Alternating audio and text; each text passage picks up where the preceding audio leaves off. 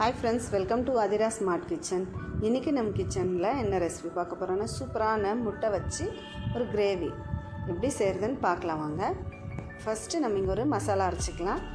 Mixie ஜாரில் 5லேருந்து ஒரு 6 பச்சை மிளகாய், ஒரு 2 இன்ச்சு அளவுக்கு இஞ்சி எடுத்துக்கோங்க. நல்லா தோல் சீவிட்டு கழுவிட்டு கட் பண்ணி எடுத்துக்கோங்க.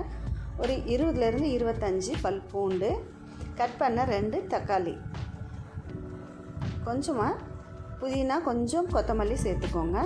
2 சேர்த்து ஒரு கைப்பிடி அளவுக்கு இருக்கட்டும். சேர்த்துட்டு நல்லா நைஸாக இந்த மாதிரி அரைச்சி எடுத்துக்கோங்க. இப்போ நம்ம இங்கே ஒரு பேனில் 1 டேபிள் ஸ்பூன் அளவுக்கு எண்ணெய் சேர்த்துக்கலாம்.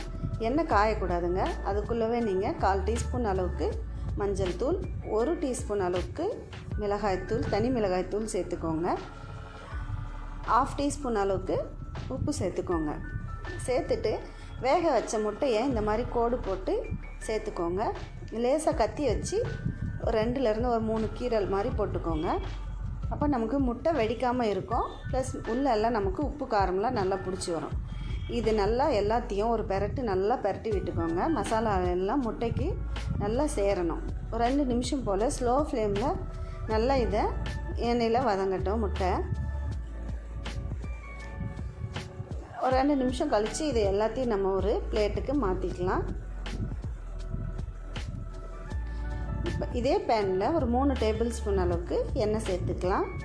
எண்ணெய் நல்லா காஞ்சதும் நம்ம கட் பண்ணி வச்சுருக்கிற வெங்காயம் சேர்த்துக்கலாம். பெரிய வெங்காயம் நான் 3 வெங்காயம் எடுத்துருக்கேங்க.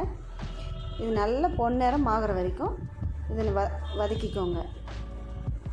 வெங்காயம் நல்லா பாதி அளவுக்கு வதங்கி வரணும். நம்ம சேர்த்த வெங்காயம் அந்த அளவுக்கு இதை நல்லா வதக்கி விட்டுக்கோங்க.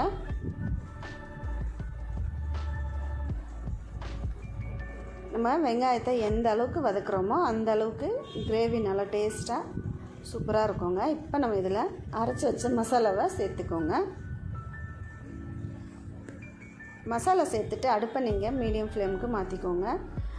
அடி பிடிக்காமல் இருக்கும். அப்போ தான் இதனால் நமக்கு எண்ணெய் பிரிஞ்சு வரணுங்க. ஒரு 2 நிமிஷத்துக்கு ஸ்லோ ஃப்ளேமில் விட்டு ஒரு மூடி போட்டு மூடி விட்டுருங்க. நல்லா மசாலா பச்சை வாசனை போயிட்டு எண்ணெய் பிரிஞ்சு வரணும். இந்த அளவுக்கு நல்லா வதங்கணும்.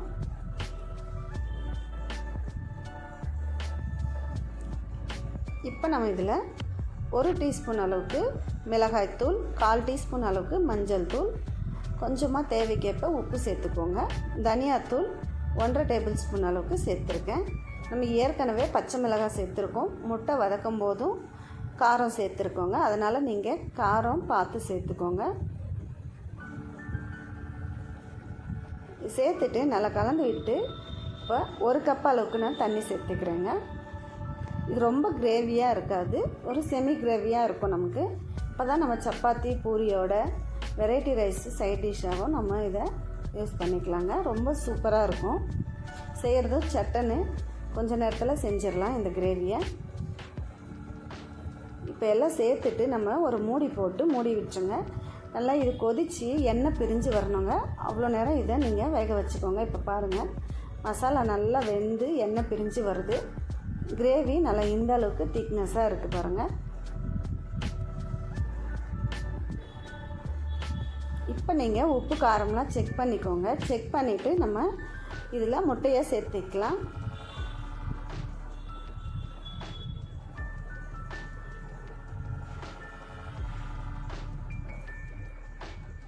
முட்டையை சேர்த்துட்டு நம்ம நல்லா கலந்து விட்டுருங்க. கலந்துட்டு ஒரு 2 நிமிஷத்துக்கு உப்பு காரமெல்லாம் நல்லா பொடிக்கட்டுங்க முட்டையில். அதுக்காக நீங்கள் ஒரு 2 நிமிஷம் போல் ஸ்லோ ஃப்ளேமில் மூடி விட்டுருங்க. முட்டை கிரேவி ரொம்ப டேஸ்ட்டாக இருக்குங்க. இது சப்பாத்தி பூரி வெரைட்டி ரைஸோடு சேர்த்து சாப்பிட்றதுக்கும் ரொம்ப நல்லாயிருக்கும். ஒயிட் ரைஸோடு சேர்த்து சாப்பிட்றதுக்கும் நல்லா அட்டகாசமாக இருக்கும். நல்லா கலந்து விட்டுட்டு ஒரு 2 நிமிஷம் போல் நீங்கள் ஸ்லோ ஃப்ளேமில் ஒரு மூடி போட்டு மூடி விட்டுருங்க. 2 நிமிஷத்துக்கு அப்புறமா நம்ம இதை ஓப்பன் பண்ணி பார்க்கலாம். பாருங்கள், கிரேவி நல்லா சூப்பராக எந்த அளவுக்கு எண்ணெய் பிரிஞ்சு நல்லா வந்திருக்கு. இப்போ நம்ம கடைசியாக இதில் கொஞ்சமாக கஸ்தூரி மேத்தி சேர்த்துட்டு நீங்கள் ஸ்டவ் ஆஃப் பண்ணிட்டீங்கன்னா சூப்பரான முட்டை கிரேவி ரெடி ஆகிடுங்க. கண்டிப்பாக நீங்களும் இந்த ரெசிபியை ட்ரை பண்ணி பாருங்கள். உங்களுக்கு இந்த ரெசிபி பிடிச்சிருந்தா அதிரா ஸ்மார்ட் கிச்சன் சேனலுக்கு லைக் பண்ணி ஷேர் பண்ணுங்கள். கண்டிப்பாக சேனலை சப்ஸ்கிரைப் பண்ணுங்கள், சப்போர்ட் பண்ணுங்கள். தேங்க்ஸ் ஃபார் வாட்சிங்.